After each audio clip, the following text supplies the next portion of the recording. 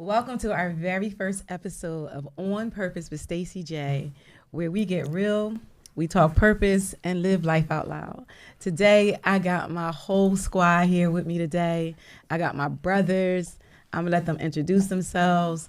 I want to start with this guy on the far right over here. This is my real squad. I'm really excited today. So I'm going to let you take it away, bro. Richard Y Photography. Just here to help. This one over here to my right. Jim Lee Miami Company. My other bro over here. Mr. Kit's everything. So before we jump into this conversation, I want to talk a little bit about me. Let's talk about me for a little bit. So I started this podcast On Purpose with Stacey J to try to just be able to connect with people in the community about real life, purpose. I really believe my purpose led me here. But I also feel like my purpose led me to you guys. So I grew up with three brothers. And of course, one of my brothers passed away. Nobody can replace the three biologicals. But what I want to say is that you guys are really my three brothers. And I really appreciate you. But what I want to ask you is, what would you say made this happen? Not just between the three, but the four. Like, how did, as far as purpose, when we talk about purpose, how did this come about? Because we all working on some stuff together. Season, reason, and lifetime. Season, reason, and lifetime. What you mean by that? All things happen for a reason. All things happen at a certain time and for a certain reason. So people come and go from your life. Certain people stick. Certain people are there to serve a purpose in a moment of your life, and then some people come into your life in that timing. And I actually relate this back to Jim and I's relationship. So Jim and I have been knowing each other for over 30 years. There was a large gap in between, and you know how we do is, you play Hollywood with people when you see them out somewhere. It's like, yeah, let's get together, and you never do. But the timing that we got back together couldn't have been any better, because we were in different places in my life, maturity, just, doing us, and the timing just met perfectly. Yeah. So, sometimes it's the timing of it all that makes the difference. All right, Greg, what would you guys say? Same thing. Just God's going to put different people in your life in different portions, but you have to pay attention to who deserves to be in certain places. Certain rooms. Then he's also going to remove people. You got to pay attention to that too. And it's kind of like the cycle of life even with friendship. Mm-hmm. What he removes, he replaces. Always. And I never told Kit this, but we have a mutual friend that we met through, B. McCoy, rest in peace. Mm-hmm. When he passed, I met Kit through Bryant, but then you have to look at that Bryant passed. There was a void. You see what I'm saying? So, and then a couple other people that's incarcerated, a couple other people that passed away, just some people don't deserve to be in your life where you are right now. And then he starts to put key people, he starts to replace people. You just have to pay attention. It's actually there if you actually think about it. A lot of times good people, you just got to circle back to them. Absolutely. Yeah, we talk about that. Yeah. What would you say, Mr. Y? I say the people here that's all sitting here checks all the boxes of the direction I'm going in. I need positive energy. I'm about my business, and I'm about learning, and I can learn from everybody here on a daily basis. And worship, to be honest, everybody here is on the same path. I agree. And then also keep in mind, you got to realize sometimes we try to hold on to people that's not supposed to be there. So some people you just got to learn to let go of. Can we keep that? Can we keep that? Okay. So one of the things that I want to say is, for me, when it comes to you guys, I know that I met you two through Rich, and it was for you something in regards to my nonprofit. But what I can say about all of you is that you've helped me continue to push my platform and whatever it is that God has called me to do, whether it's personal or business. Being a part of this group, being a part of this squad has really been a big part of me moving forward. It's a big part of me sitting in this seat today. And so I just want to say thank you to you guys for that, because you saw something in me. And I believe God just revealed the connection, like the spirit, the energy, that we all should be connected for one thing or another. This one be on my phone, like, get ready, be here, do this, do that. This one, I'm supposed to be his coach, but then sometimes he talks to me like I'm his kid and his coach. This one talks to me like I'm his brother. It's almost like, dude, get it together. And I'm like, okay, so I'm his sister brother. I'm his sister daughter sometime. And this is my bro right here. So I'm saying all that to say I really appreciate what we're doing in this moment and where God is taking us and the different things that we're going to be working on together. So thank you guys. I'm giving y'all your props now. Now we jumping in. Thank you. Take it all. Iron sharpens iron. Iron sharpens iron. Give me my flowers. You want your flowers? I'll take mine. Dude, you don't even know me. If I try to give you a compliment, you be like, how much money you want? I be like, yo, Rich, thank you for blah, blah, blah. I ain't got no money. What you want? All right. So I'm glad I can give you flowers while we on camera. I feel like that's what we're supposed to do. You know, one entrepreneur to another, you're supposed to lift each other up. You know, don't share, you know, don't keep the resources to yourself. You got it. You don't. And you don't. Y'all don't. All right. So let's jump right into this. So let's talk about your journey a little bit. So when you think about the man that you are today, what helped shape you be the man that you are today? Was it a person? Was it a situation? Your children? Your relationship with God? What helped you be, when you look in the mirror, what helped you be who you are today? I've been through some stuff. You've been through some stuff. Yeah, when you go through things, you realize it's always after the fact, not in the middle of it. You realize, one, where you were, and then ultimately what got you through it. Yeah. And that shapes the next time and the next time. So pretty much just life experiences are real, you know, on every level, minute ones to the very major ones. Everything is different. And when you're a thinker like I am, you always tend to sit back and just analyze, you know, because most of the situations that you go through, at the end of it, you realize, oh, going through it, you say how you feel as though you're not going to make it through. But we're here today. So we got through everything we've been through, you know, so ultimately you have to zone in on what got you through it and be real about it. And I like what you said too, because sometimes we can forget what some of the things that we've been through and how we got on the other side. So we can have a problem in front of us. And I know sometimes, maybe not you guys, you feel like, dang, how am I gonna get through this one? But when you think back, I got through worse. I got through things bigger than that. So I like that you said. That's like they say, well, don't kill us, make us stronger. Yep, exactly. What do you guys say? For me, my mom,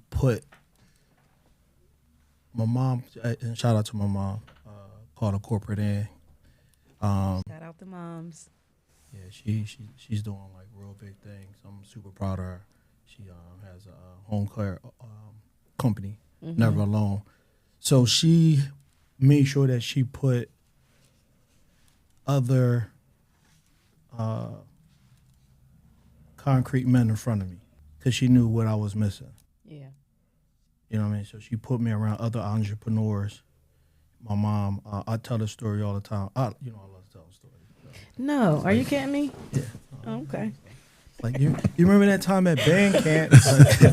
So like my mom, because people ask me this question all the time. My mom sat me down on the steps, emptied her purse, and took all of the cash that she had in the change, and she taught me how to count change back.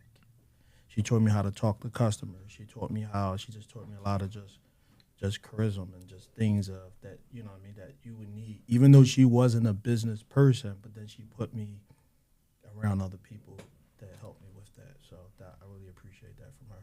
Jim, did you always listen? No. Okay. Did you really ask them that? You serious? Well, I know the people need to. I was never a bad kid. Yeah. I was just always interested in some things I probably shouldn't have been interested in. But you know what I mean? It's just a couple of times you hit your head, you were like, well, you know, you burn your hand, you be like, whoa, that's not for me. And you get yourself together. But for the most part, I listen to what I respect. I think a lot of us, you know what I mean? And actually that's what's missing in today's time with our young men. Agreed. A lot of times, depending on who the person is that's speaking to them, they can't respect who it's coming from. Mm-hmm. You know what I mean? Yeah, so. Agreed. Mr. Y. I think three things is what got me here. Number one is failure. Every time I tried something that didn't work my way, I tried it a different way. I kept trying it a different way. And what really mattered was I was never around the people who actually already did it. I'm listening to people who didn't do it, trying to tell me what direction to go in. It's almost like heard this somewhere before. Am I allowed to cuss a little bit? Absolutely. Listen. All the motherfuckers with no abracadabra trying to tell you what to do with your magic. No one that had it in me. Ooh. I ain't no risk cuts. Chris, that's first time I heard you cover. I apologize. You know, just I sometimes did. it- When I sometimes it slack bubbles off, out I of me. hear words. Sometimes it bubbles out of me. He called And, me nigga like the other day. But I apologize. I just had to get it out. But on a serious note, in my head, I always thought I belonged in that room. I just had no one else to tell me that until one person was like, you should meet such and such. Then I saw how they moved. Didn't have a suit on, but he was about his business. Yeah. And I think ever since then, and this was back in maybe 2000, but I always kept trying to figure my way until I actually hung around people who were doing the business. Not necessarily the direction I was going in media or photography, but they were entrepreneurs. They were the doctors. They were the lawyers. They were the business owners. And they saw something in me that said, you belong in this room. Yeah. And they left it up to me to do what I needed to do with it. Whether I did something with it or not, or go the direction that I wanted to go in, it was up to me. But they did make sure I was in that room. And in my head, I always said that if I ever saw someone that was that hungry, I'm going to show them the same thing. I'm going to put them in that room. I'm going to show you where to go, but I can't walk you all the way there. And I've experienced that, being a part of this squad. The other thing I experienced being a part of this group is the process of making your own room. Because there may be times where we might even get invited into the room, or we may not be invited into the room. And then, you guys, and I've started to do that too now, is, all right, let me create my own room. I don't need a seat at your table. I'll just create my own room, get my own table, and get my own seat. And when I think about you guys' journey and what I know about you guys, all of you have done that. All of you have done that. Yeah. But you got to remember, you're never going to get invited to that room if no one sees potential in you. If they see that potential, then you'll get the invite. You'll get the nod, the head nod. Yeah, but what about the people who it's their stuff as to why they don't see you? And that's why I think help motivate you. You was with corporate for how long? 10 years. 10 years. 10, 12 years. And then what? I made them fire me. It sounds dumb, but in order for me to collect unemployment, I had to make them fire me. But the crazy thing is, 9 months later, that same establishment hired me back to shoot the science labs and everything else. So that's where it started. I had a plan. Most people don't have a plan. They try to wing it, and that's not how it works. If you don't have a plan, nothing works. Yeah, you got to have a Absolutely nothing works. Yeah. What about you guys? What made you create your own room? You have an amazing business. You as well. All three of you do. Y'all created that space for yourselves. I kind of had no choice. It's not that I can't say I didn't have a choice, but it goes back to my childhood. My mom tell a story all the time from the age of about 6. It was something in me as far as just being an entrepreneur. When we played, as kids do, they play store. I had to be the owner, and it's not that I'm a control freak, but I just know what I want. And, that was just something. So, going a little further, when I was 12 years old, I became a barber. And that happened like so suddenly, not a thought process, just out of nowhere. It's like saying me and Jim go to the neighborhood barber and I say, hey, let me cut your hair. And if I mess it up, I'll pay him to fix it. I didn't do such a bad job. So what did I do? I went home, borrowed $26 from my dad, said, Dad, I need to go buy a pair of clippers. I'll pay your money back. He gave it to me, gave me that eye like, you better give me my money back. 2 weeks later, I gave him his $26 back. And that's where that started. 17 years old, I opened my first barbershop, as soon as I graduated high school. So it was just like a thing for me, just, I created my own way. And for a lot of people, they look for other people to always assist them. And that's how they fail, because they lean in on somebody else. And sometimes they do that because they don't want to make the decisions. Yeah. So. But you did a major pivot because you cut hair for how long? From 12 to about 30, late 20s, 30 years old. Okay, and then? And then somebody threw me a set of tow truck keys, and, I fell in love with the freedom. So at the time that I went from cutting hair to getting into the tow truck industry, I owned the shop then. I had 11 people working for me. I was just burnt out with cutting hair. Yeah. I made damn good money doing it, but, my days were long. My weekends were shot. So once I got to that next phase of my life, I realized, wow, I'm outside. I got freedom. I'm able to do and come and go as I want. Yeah. And then I learned that what I built in Philadelphia, people just followed me wherever I went. So it's not like I had to recreate myself. People just start calling me for that. You know, I kept my shop open for about another 5 years after that. And then I decided, you know, it wasn't the same without me there. So before I let something go down with my name on it, I'd rather just let it go.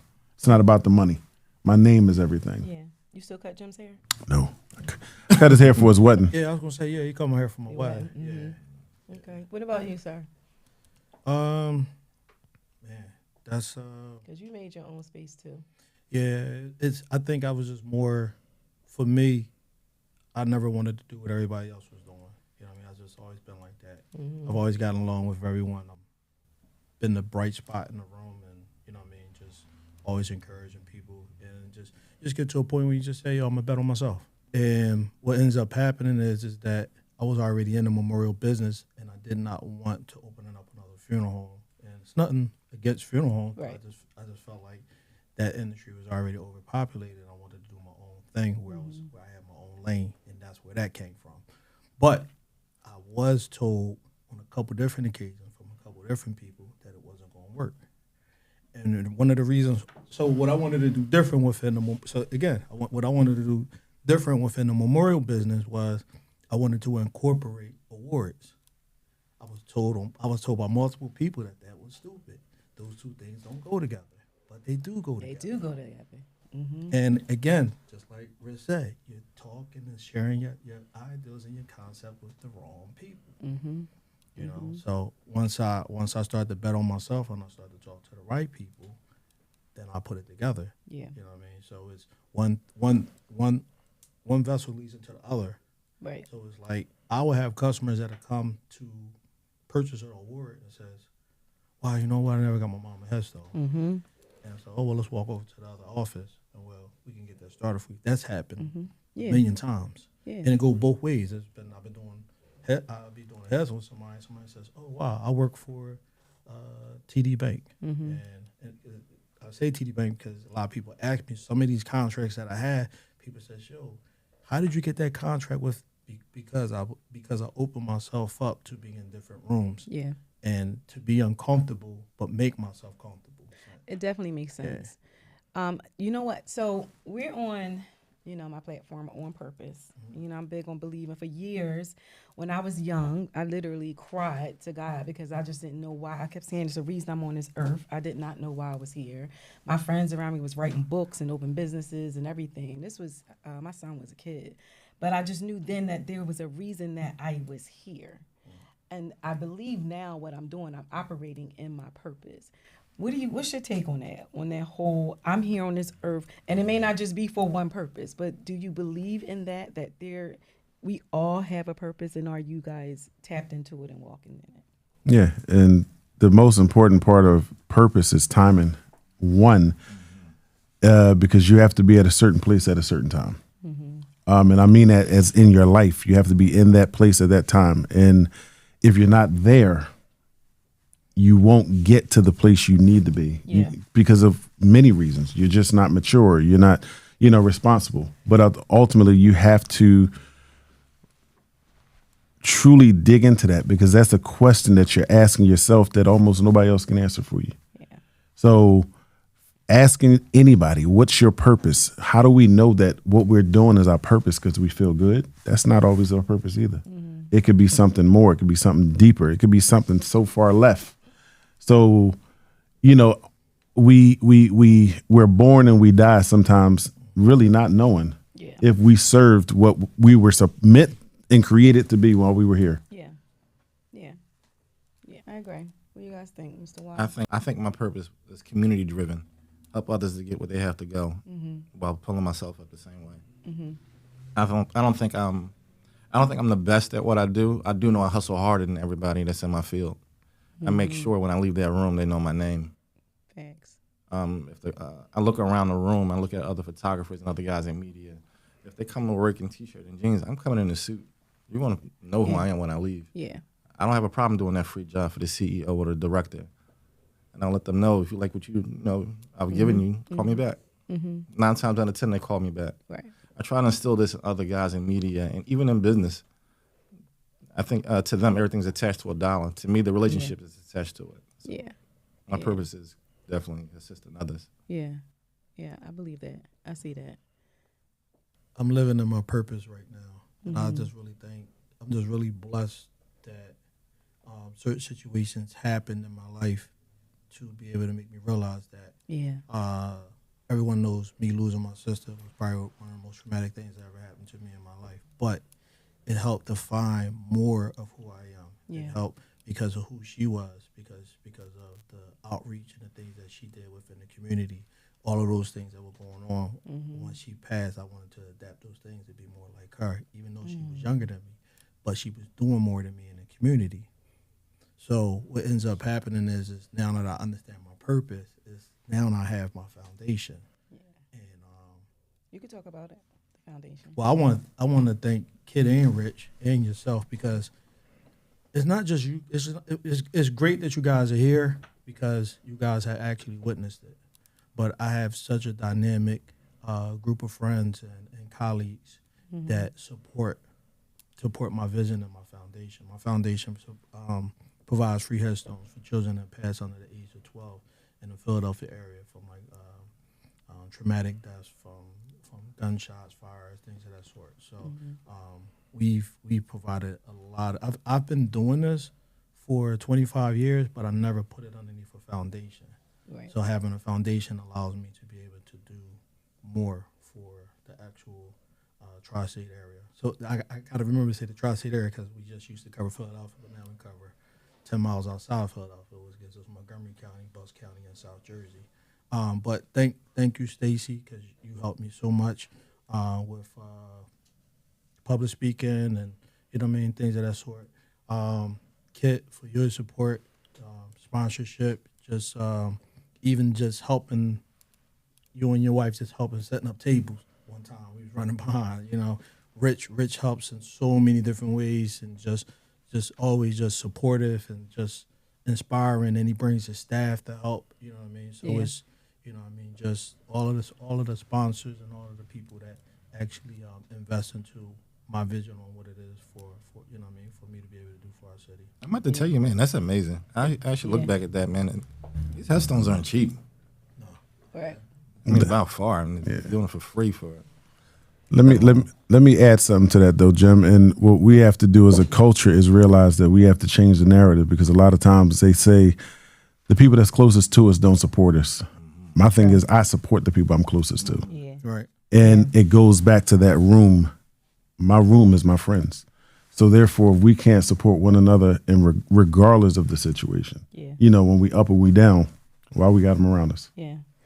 And I feel the same. That's why I love my squad, though, because how I got connected, he brought me to you guys about my nonprofit.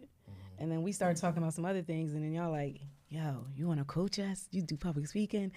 And I wasn't ready with my business yet. I had the LLC, but I didn't have a business card. I hadn't officially launched the business. And I'm like, sure. I was like, what y'all need me to do? And this one, give us your business card. And just give us, and I was like, oh, crap, I don't even have no business cards. Made my business card. Everything from there just went from you putting me in a room with these two, and then these two wanting to hire me, and then they like, all right, how much you charge? I'm like, oh, I want to do it for free. I had to think about bringing you in that space because we're all men. We all worship together. Kid put it together, but we're all entrepreneurs, but we're all men. And you and I had a discussion about you being an entrepreneur, and you had 3 different businesses in place, but you had no entrepreneurs in your circle. None. He gets on me about that.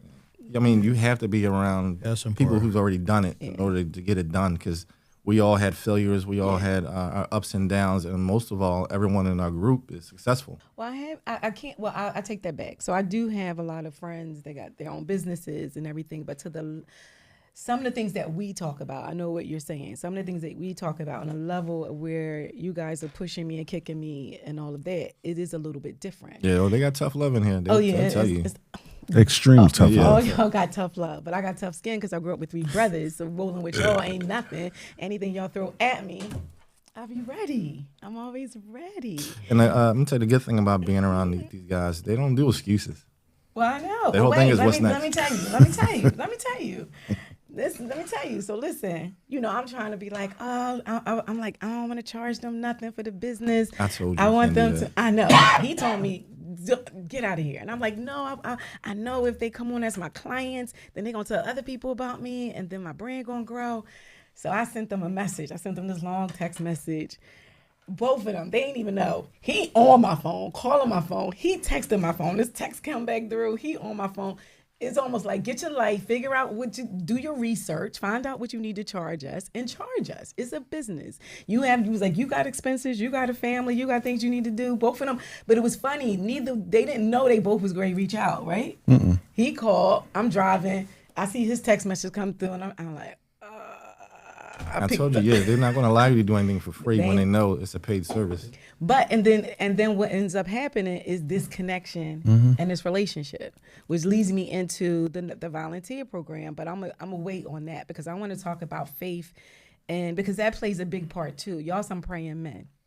So it talks about, I want to talk about what role faith plays in the brotherhood amongst all of y'all. Like, how do y'all kind of support each other and bring faith into it at the same time? Every Friday morning at 8:00, we all on a prayer call, Men of Empowerment. And that's something that, most women have. Women with their girlfriends, with their peers, they have the cheese and wine nights where they, can let their hair down and discuss whatever, but a lot of times men don't have that. Y'all don't do cheese and wine and let your hair down? Nah. Oh, okay. No, we don't have that. So again, it's another room that we created. Another room. And, it served an even bigger purpose years after it was started. And I relate this back to Jim.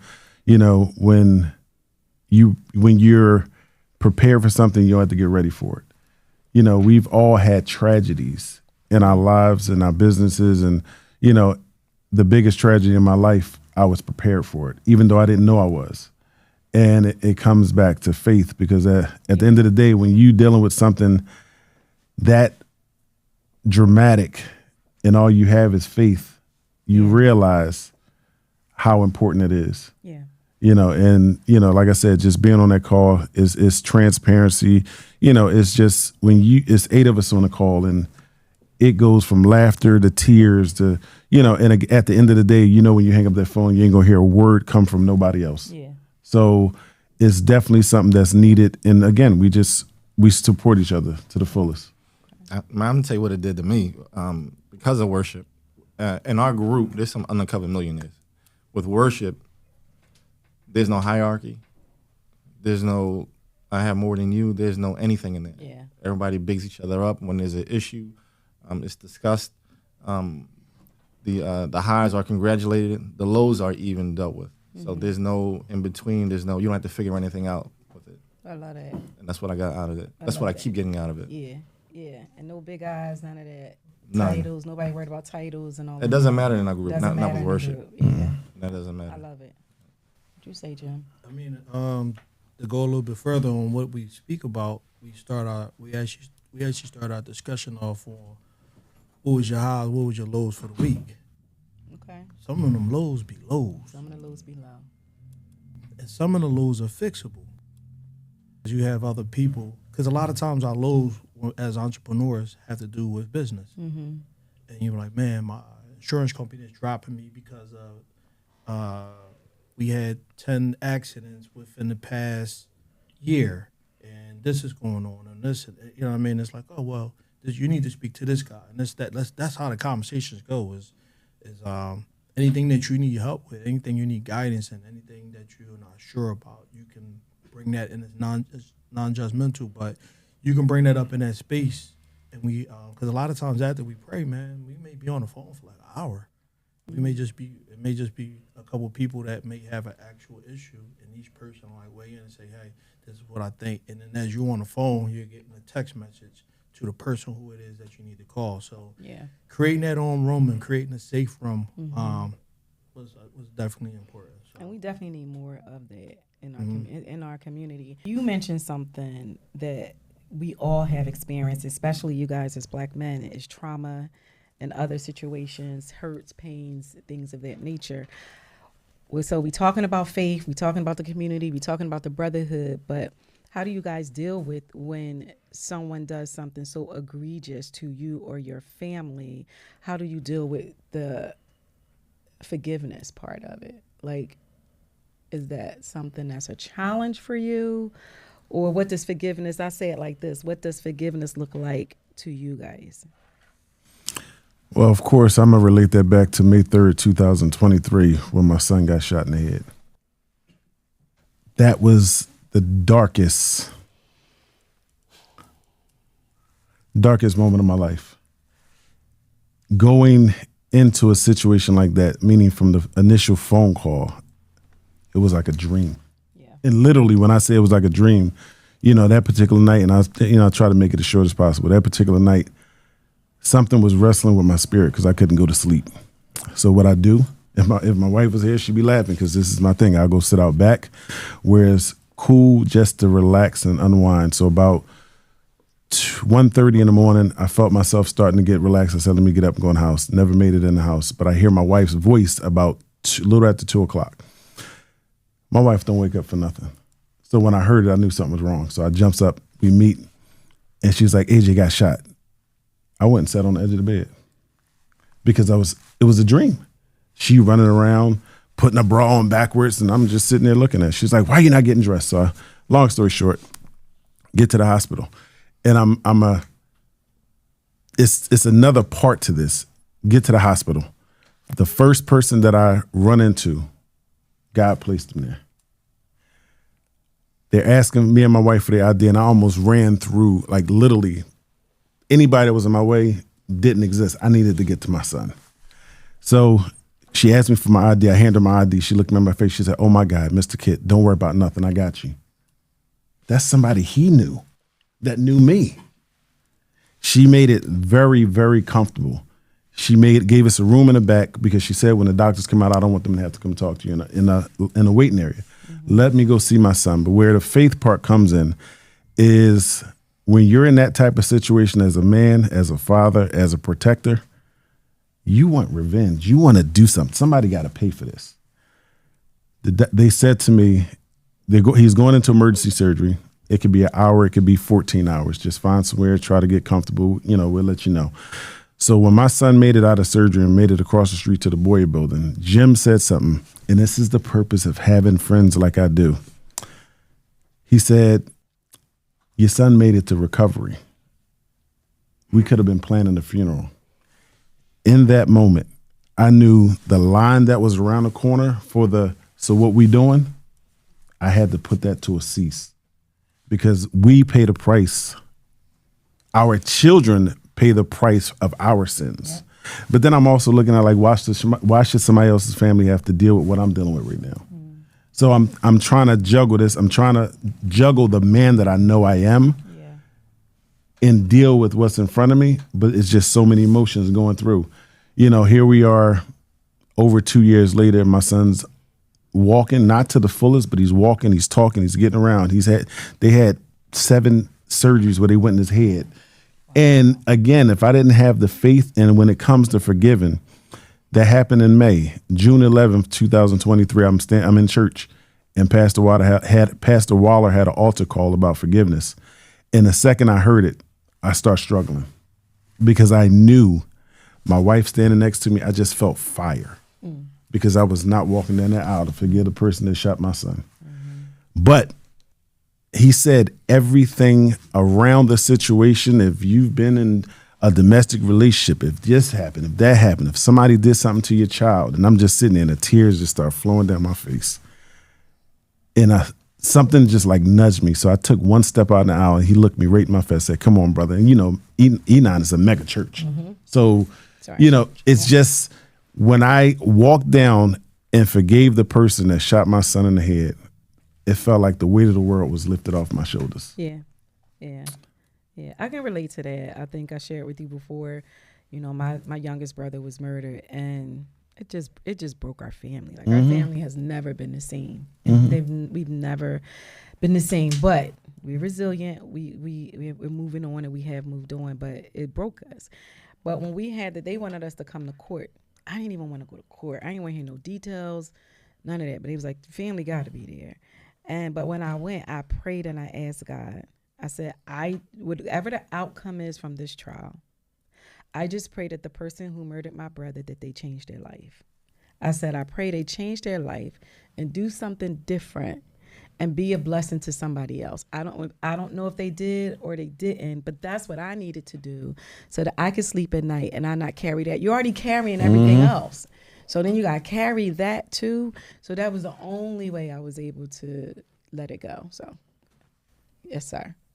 He gave you the clean version. Can I give you the other version? Rich already kicked it off. Rich already kicked it off with the effort. So go ahead. Give us the unclean version. Yeah. Unclean version? Yeah. Like 50, 60 tow trucks pulling up. Mm-hmm. Double park. The whole hospital surrounded by all tow trucks. They're like a movie. And these tow truck guys, you know, in that space that they were in at that time, they were looking for Kit to point the finger and say, "Go that way." I told you. I told him. I didn't even know y'all then, but I already heard about everything that happened, and that everybody was ready to be on go. It was gonna be the Wild Wild West. Yeah, it was. They were all there, and they were all.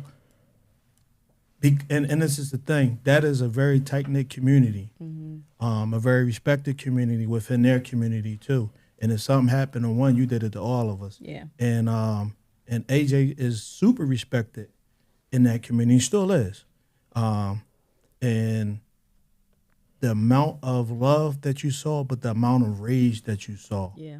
And if I never told you this, Kit, before, it took a lot for you to speak to them, to pretty much tell them to stand down, because there were still some unknown things. And sometimes within rage, we could say, "Hey, you know what? This is what I know. This is the person."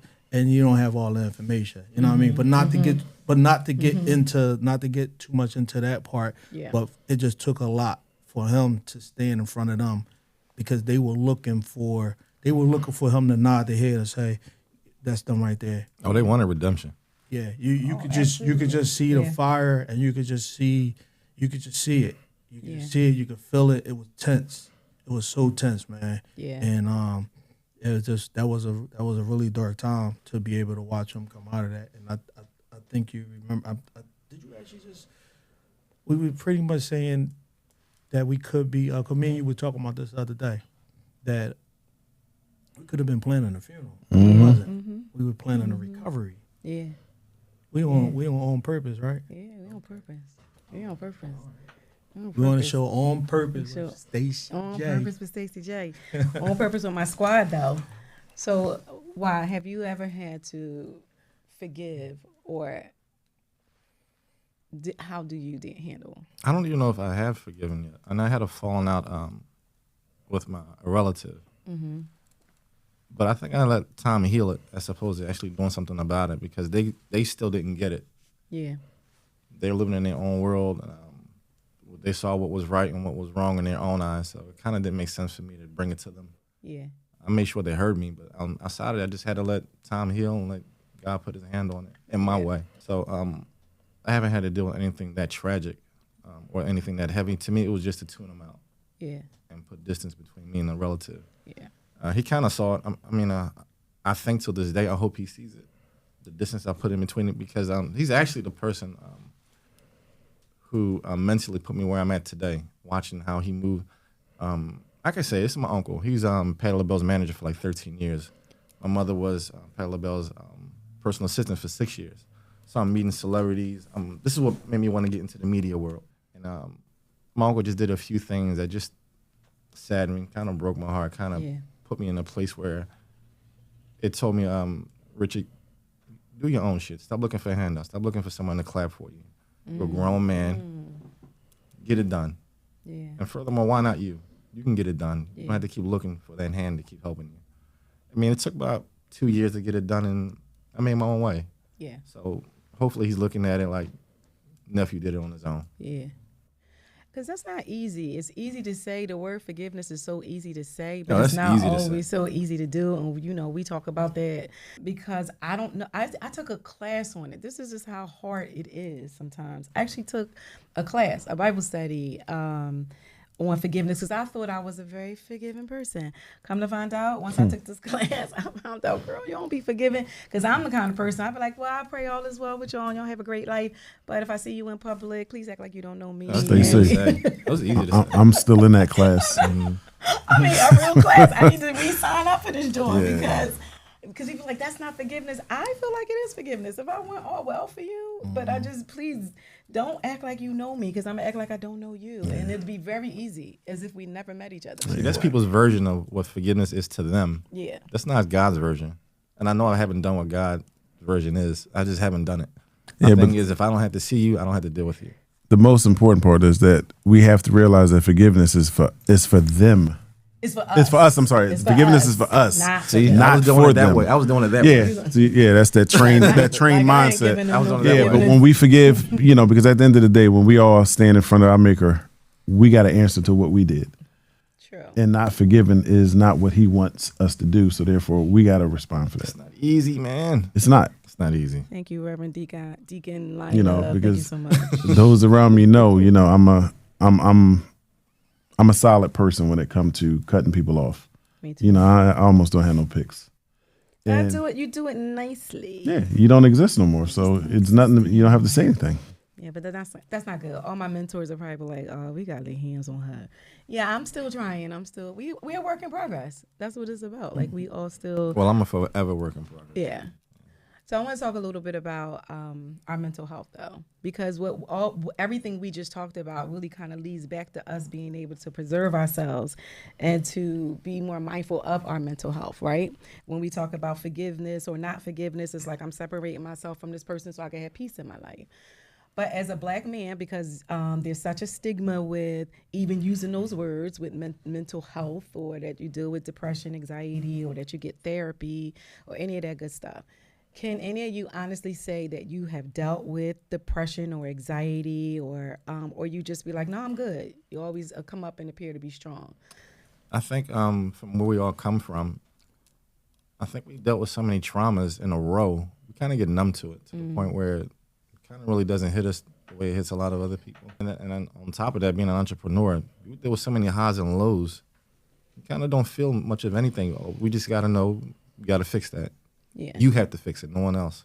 I don't even know where to put that. Yeah, because it seemed like with y'all, me being the only girl in this group, me being Gladys and y'all the Pips, y'all don't want to deal a lot with emotion. It's like if somebody comes to you with a problem, you want to know, all right, what I need to do to fix it. Where we sometimes, you want to dig deep into, so why did it happen?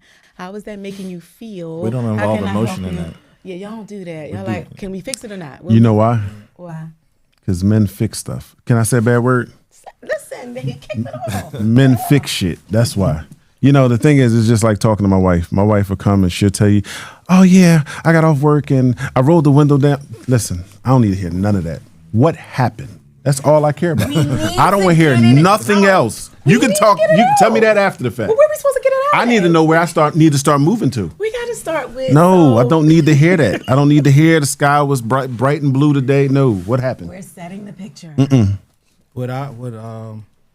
thing that I realized recently, what I had to do better at, is understanding that the way that you're built and the way that your mind works is a lot of times it's the total opposite, especially when you're dealing with a woman and her feelings. Oh, Okay. We What's can the go. question? Before I jump into the question, I'm gonna close out the thing when y'all say we talk too much. All right. So at the end of the day, what y'all saying to me is that when we as women come to you for help or we're going through something, y'all need 5 words? What are you saying? We talk too much? 5 or less. Well, I prefer. Can't give a kid 5? Let me tell you what men want. If you have a problem, do you want it solved or you want us just to listen to you? Because all we really care about is answering and fixing the problem.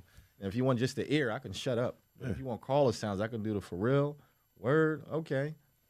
All right, so should we have signals? Like, should we say, I'm just coming to you and I just want you to listen? Or we got to do like a whole... We prefer that. Because the first thing we're going to say is, what's the problem before See, you answer. here's the thing. Can't y'all do that? Can't you say, can't, okay, Reverend Deacon Lonnie Love. Deacon Lonnie Deacon Love. Lonnie Love. Know your person. That's the thing too. Know your person. Know your Okay. person. Know Know your when person. when they shoot, I'm busting back. Just give me what I need.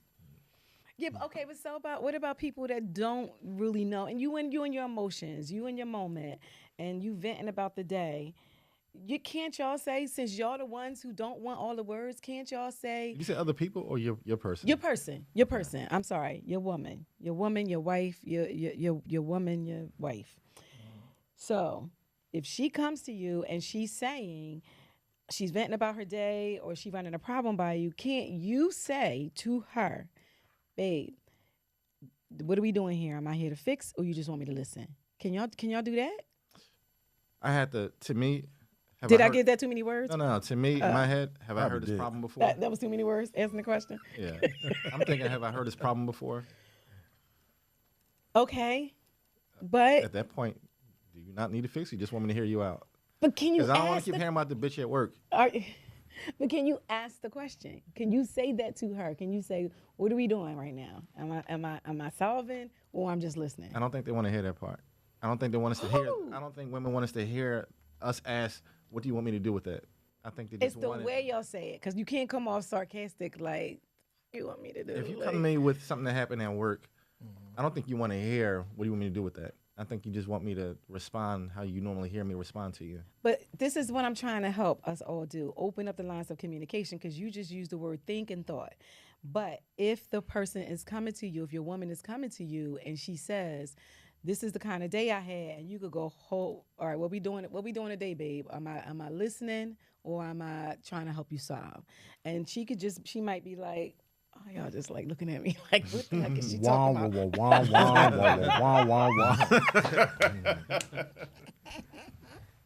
I hate y'all. This is my real life, y'all. Come on. But listen, I'm gonna tell you another thing too. A lot of times, when you're asking, a lot of times we got things that we going through that may be 10 times fold of what it is. Fair And enough. we may not be speaking about it. And so it's like, am I even mentally in the space to be able to take on what you're talking about right at the moment? Fair enough. Because I haven't even got a breath yet. Okay, fair enough to that. We still gonna come back to my question in a minute, but I do love that you just said that. Fair enough. So then what do you do to let her know you don't have the... I just experienced something like this real quick. I did have to... I did tell someone, like, I don't have the capacity right now. Like, I don't have it right now. And sometimes people don't understand that, what you mean by that. So how are you going to get... and I know Nicole's a very intelligent woman, so she would get it. But what would you say to her to say, babe... Who's Nicole? I will smack him off camera for you, Nicole. Don't worry. How would you say to Nicole that I don't have it right now? Michael Jackson said it best. Just leave me alone. That's why y'all stay in trouble all the time. How do you tell her that I don't have it right now? And you saying, if she coming to you and you like, but she don't even know I got the weight of this whole world on this left shoulder. It has to be a pre-discussion, and I'm going to tell you why. Pre-discussion like what? A pre-discussion to be able to say, hey, let me make sure that you're mentally in a space to be able to take on what I have going on. So before you ask your question, let me ask you how your day going. Okay. I may be having a really bad day. Now, are you... I'm having a bad day too. Hey, well, you know what? Give me a couple hours and we can both sit down and we can talk about it. Okay, so how do you address that without there being assumptions? Like, we can't say, well, I think you should know or whatever. Like, are y'all sitting down and y'all having check-ins with each other once in a while to say, so listen, when you have a problem and you come to me, how about we do a check-in with each other first to see if each other can handle it? Are we doing that or what? I just think that is... We thinking again. Go ahead. I just feel like the numbers. I just feel like those situations pertain more to women because we're sitting here and we're saying that most of the time we don't bring our problems to the table. The most of the time we hold our problems in. So I just think a lot of times we're constantly answering whatever issue it is, and it's like every other day, if not every day, right? But if somebody can't see you drowning because you look like you are above water and you not only above water, but you are maneuvering the ship. If it looks that way, people by instinct will go ahead and just ask the question or go ahead and dump. Let me tell you what the problem falls in that. We don't go home complaining. So they don't think we have a problem. That's what I'm saying. That's what I'm trying to get, but that's where I'm at with y'all though. Like you gotta say it. You know what I'm saying? Because it looks like you're good. You know why we don't say it? Why? We know they can't fix it. We got to do it. So we don't always have to keep. We don't going to come every day to say, Drop guess the what mic and walk happened. off, Rich. We know that. We know they're going to give us back with how they'll fix it. What, babe? We don't really kind of want to hear that because that's not going to fix anything. So we kind of deal with it ourselves. Sugarcoat what? Okay, fair enough. I need some girls over here.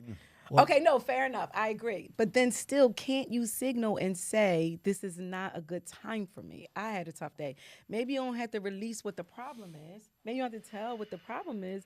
But can't, is everybody tensing up at this? Like, No, let me tell you what. I think when I'm having a bad day, I'm not going to be in her space because I don't want any dumb questions asked to me because I don't know how to give it back to her. It's not a dumb question.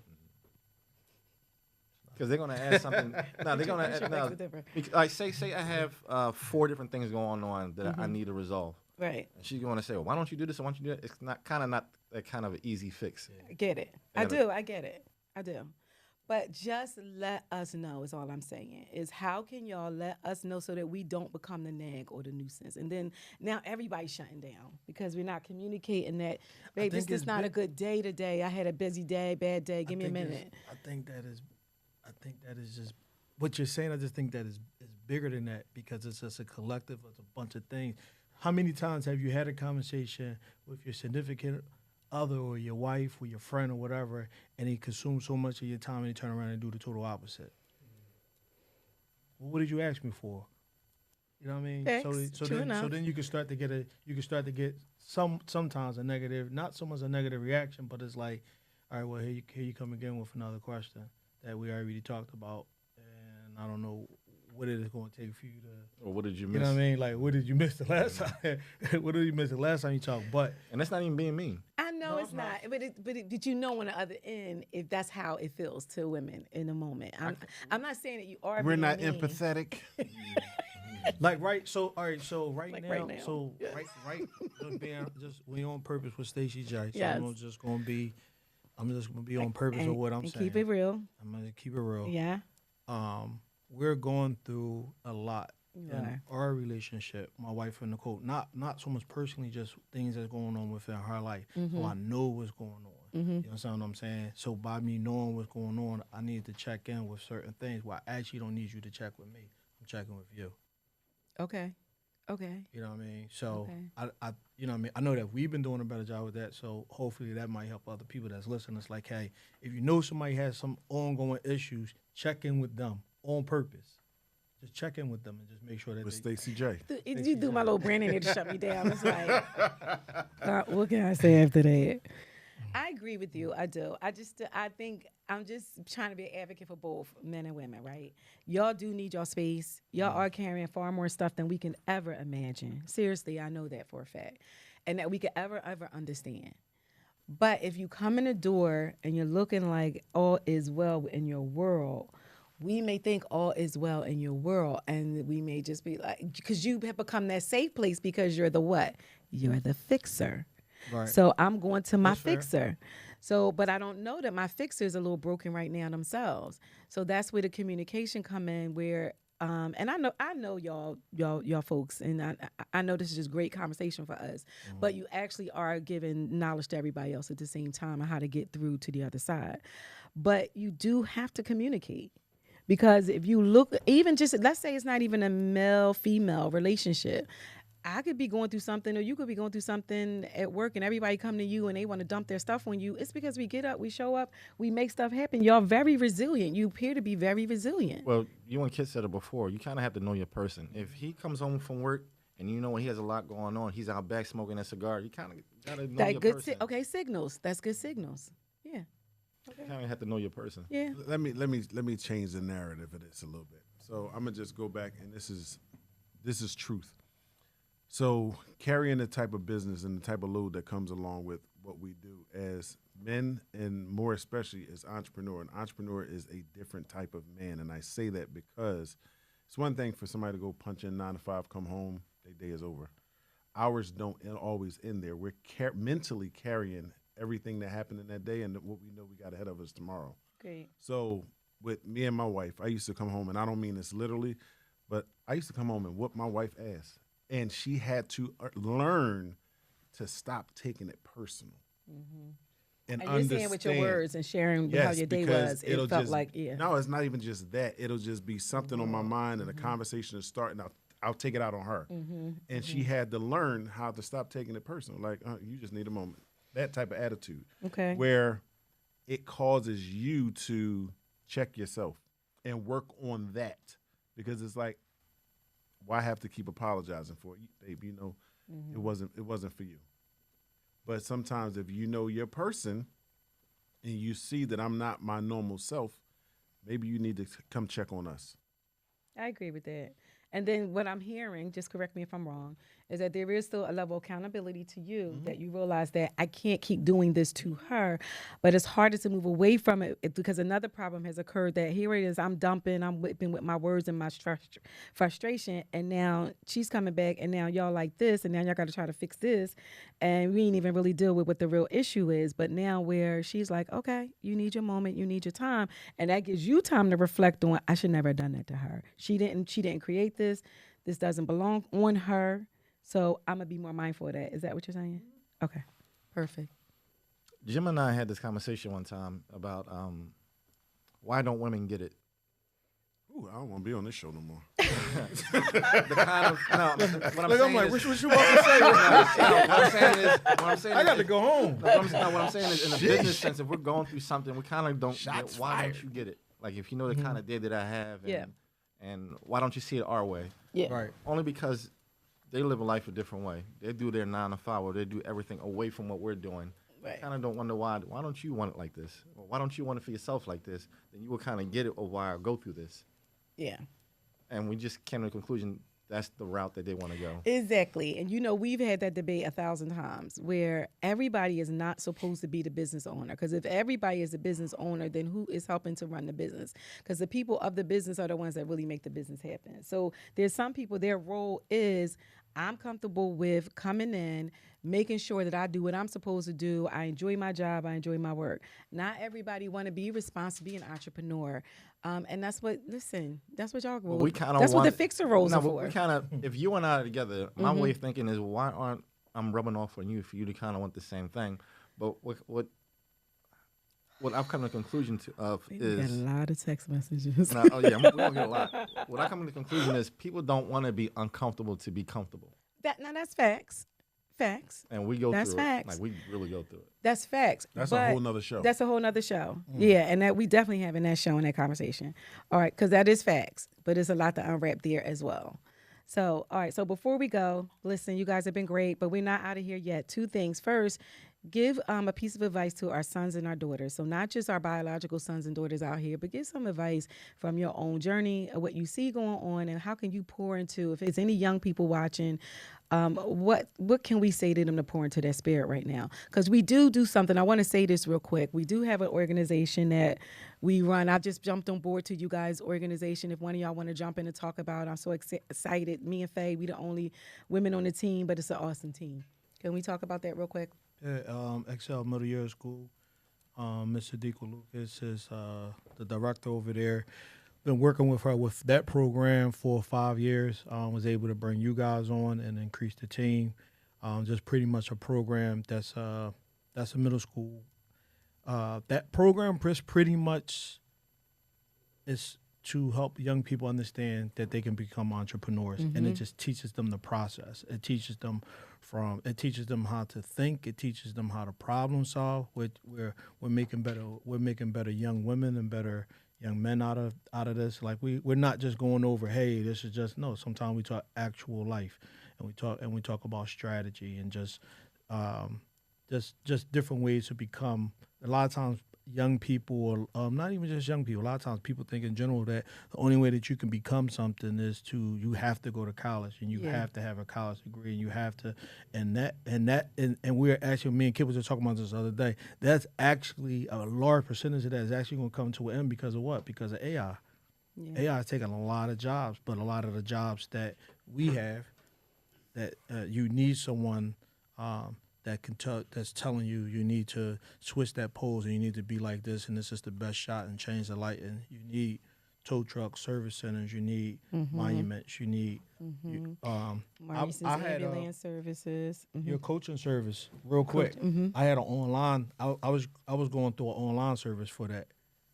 Remember? Yeah, you told me I was you going had through you had online. signed up for a coaching program. Yeah, I didn't online like before how you I was met me. on Good Day, and I didn't like my presentation. I didn't, you know what I mean. I just felt that I was just too uptight. I just felt like I wasn't pronouncing my words correctly, and I just wanted to be better at because now I have to be comfortable Yeah. with being the face of just certain things, and then I meet you on purpose with Stacey J, Yeah. and then you telling me that you coach. I was like, hey, the money that I'm spending with them, I need to spend with you. But you And we had. cut that check right on the spot. Yeah, cut you the- and you was in business. We said all we need is a business card. Need that That's human my touch. line. No. I And think was of like, an idea, "Dang." make a business card, and we open. Yep.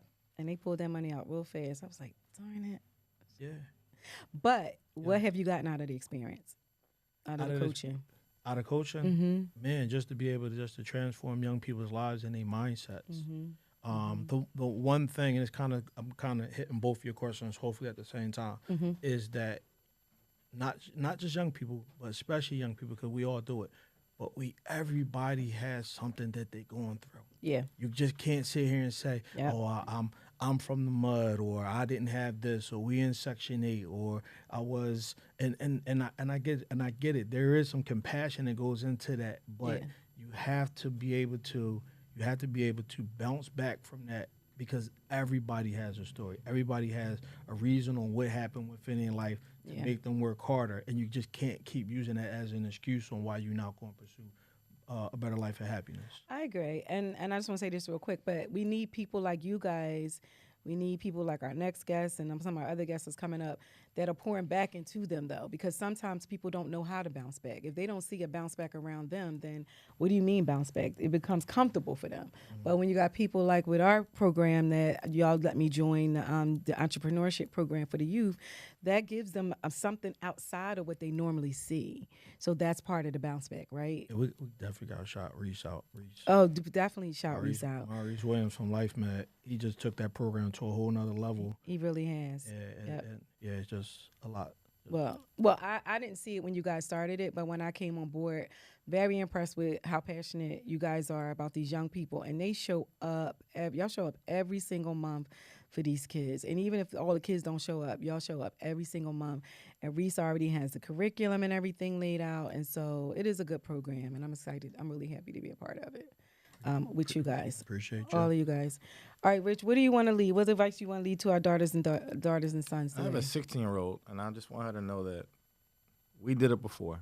We failed before. We succeeded. We've been around it. There's no shortcuts. We don't know it all. Yeah. Don't be afraid to ask questions. Be around those who already did it. And just don't be afraid to ask questions. Don't be afraid to ask questions. That was me. I was afraid to ask questions Yeah. until I started seeing people like me actually that have done it. Yeah. And then you get up close to the people who you think are so amazing, and you be like, they're not as amazing as I thought they was. I could do better than this. So that helps too. Not knocking anybody, but it's true because sometimes we look at people and it looks like they got it all together, and next thing you know, they come talking to you, trying to get you to help them to get it together. So we have more in us sometimes than what we know, and that is what our young people should know. And one more important thing I always tell my daughter is it's okay to fail. Yeah. Yep. It's part of the process. It's okay to fail. Don't worry about if it's not going to work. I've Yep. done a lot of things that didn't work. A lot. And I finally found my lane, so it's okay to fail. Yep. Failure is part of success. What you got for us? This is Deacon. Deacon Yeah. Leon Lonnie Love. Mr. Nah, Kidd. Thank you, Mr. dream Kidd. courageously. You know, it's no dream that's not attainable.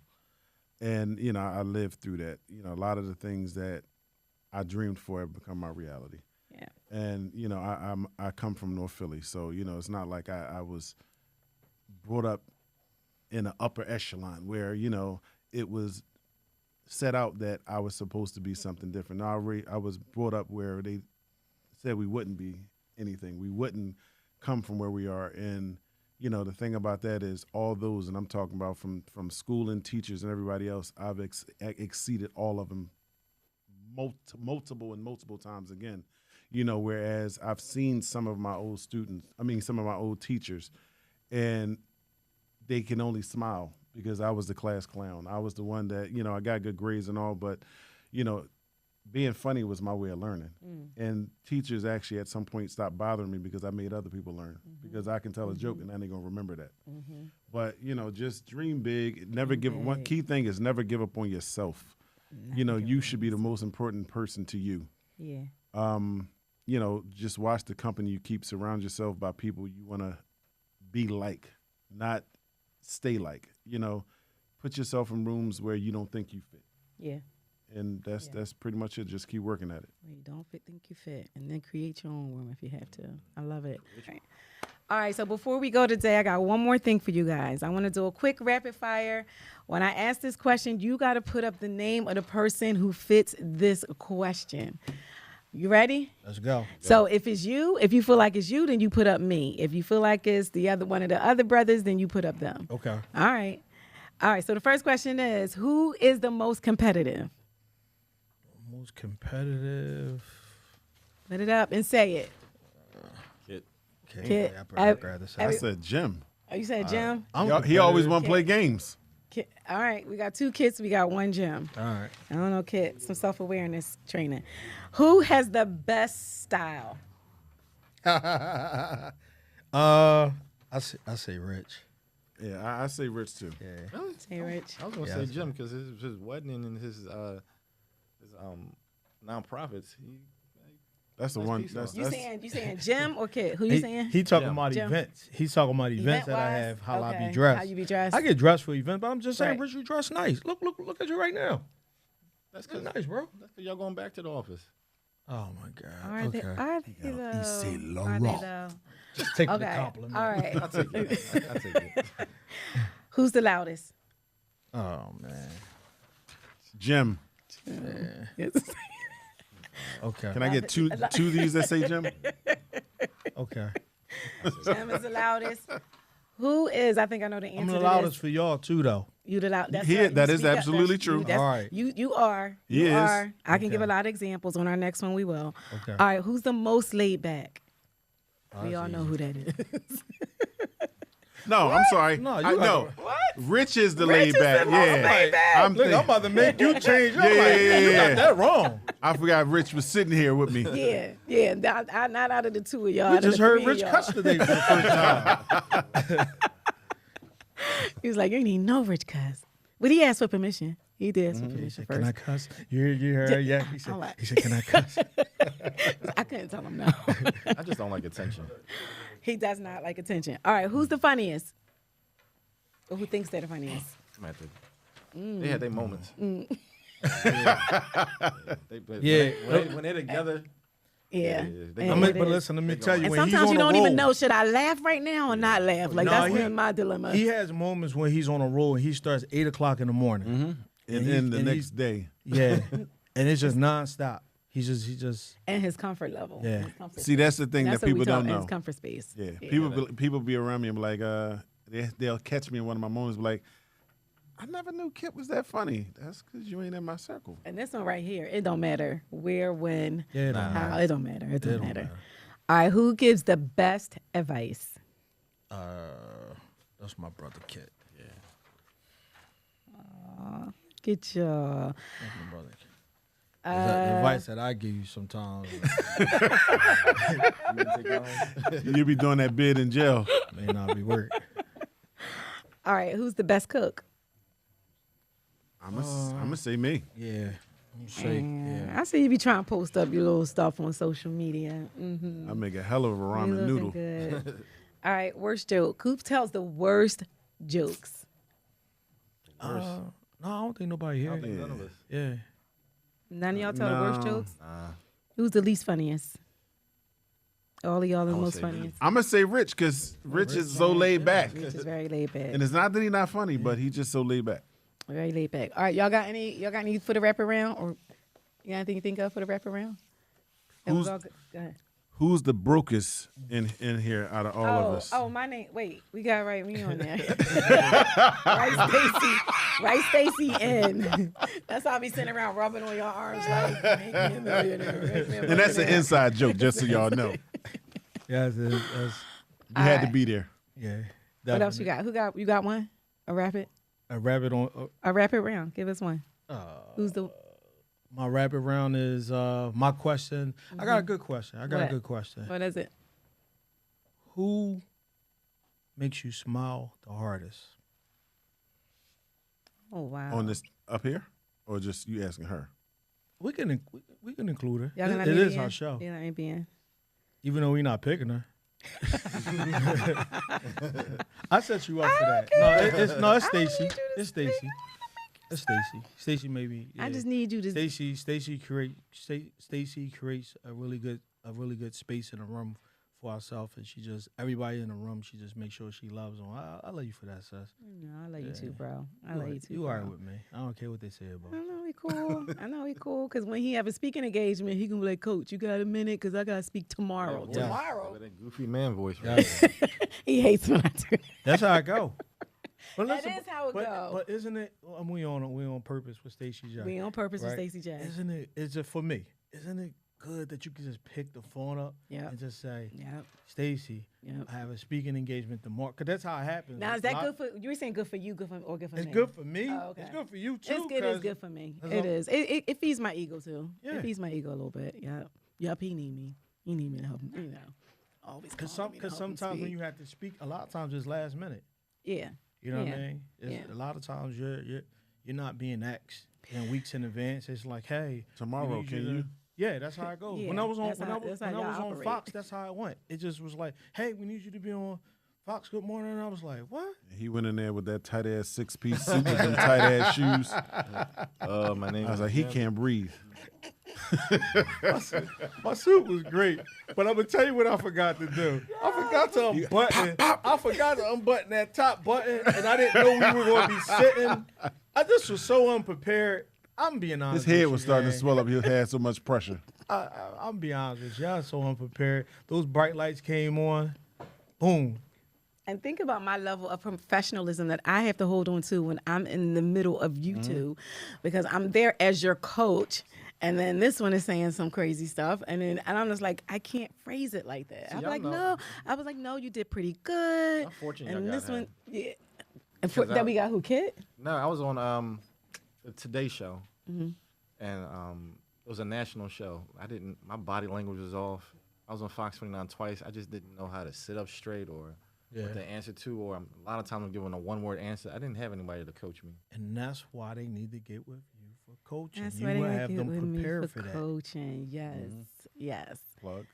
It is an easy plug. Thank you, my friend. And this is my other coachee over here, and I enjoy it. And you know what I love most is that I get them to listen to me. That's one time where they gotta listen to me. I love it. In other words, she want to boss y'all around. Exactly. Pretty That's much. that's what we do. And isn't that what we do as women? Yeah. boss everybody So around. it feels good. No, but it's an honor because it makes me see that. It makes me feel like you guys really see me and see the value of me being in the room and being at the table. And I really do appreciate that. And I got your back just like I know y'all got my back. And this one right here is my mentor, my coach. But he yells at me sometimes. He don't think he do. You do. Wait, do you? Be honest. You know you yell I at me. quietly yell at you. You quiet yell Because at you me. think you don't belong in certain places, and I tell you, you do. And do you cuss at me sometimes? I definitely cuss at you. That's definitely. Do you call me names sometimes? I definitely call you names a lot. At least he honest. Let's be honest. So I'm the sister brother over here. I'm the sister child over here. Because sometimes you do switch into father role the way you talk. I can't. You I can't help it. It's like my pops over here. But this is all sister. I'm all sister to this one right here. So I thank y'all for being here with us today. But before we go, I want to hear a little bit about, let's do some plugs. Let's do some easy plugs in.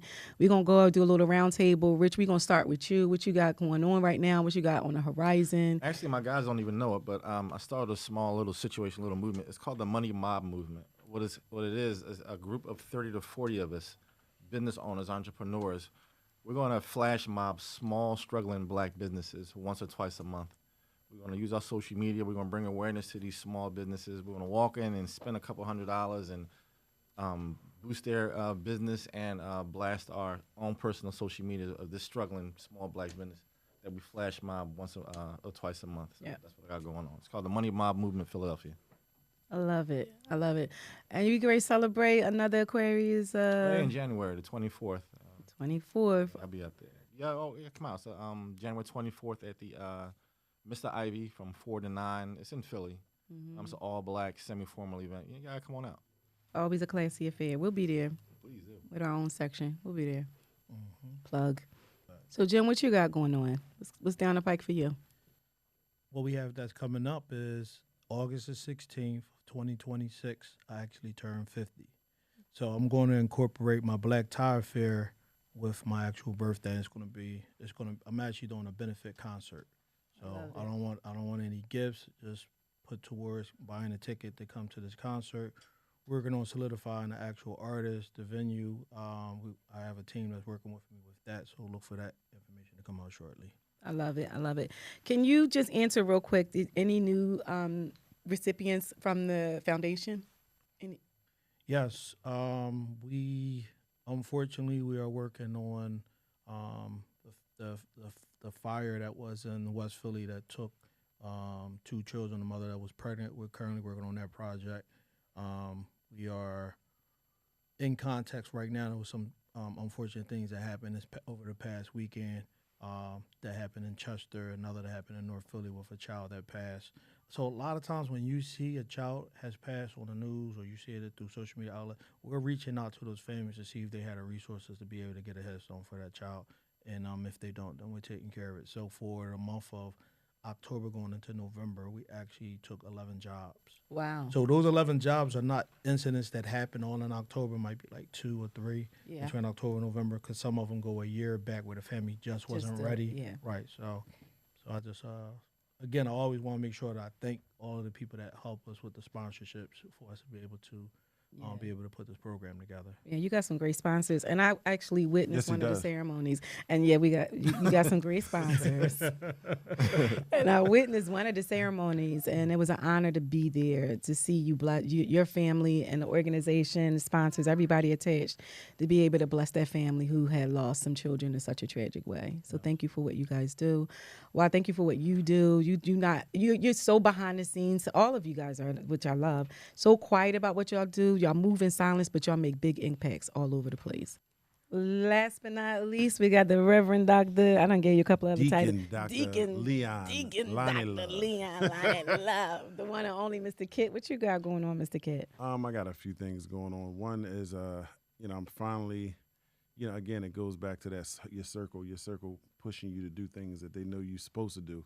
So I'm not finally about to organize my nonprofit to start my mission in that area. I don't want to put too much details about it, but it's going to be something major. This year in beginning of next year is a milestone for me. So I got turn 50 January 3rd. I got 10 years in February in the auto industry. I have 25 years in the towing industry. And I also had 10 years in marriage in October. So, like this year kind of hit hard all around the board. Cost me a lot of money, but needless to say, it's just heavy milestones. Heavy milestones. And I know you got some plans around that. We talked about some things. I know you're holding on tight right now, but we got some plans around making sure that you're celebrated in every way, you, wifey, family, and the business. So we got one more thing that we want to announce, and then we out of here. So if you enjoyed any of this time with me and my squad on Purpose with Stacey J, we're going to continue this because we're going to move this to another platform, and we're going to have our own podcast with us on it. And so more to come. You'll hear more about it. We hope you enjoyed this time with us because we enjoyed this time together. Thank you, guys. Hey, amen. Give it up for Miss Stacey J. For you guys. Woo. Purpose. On purpose.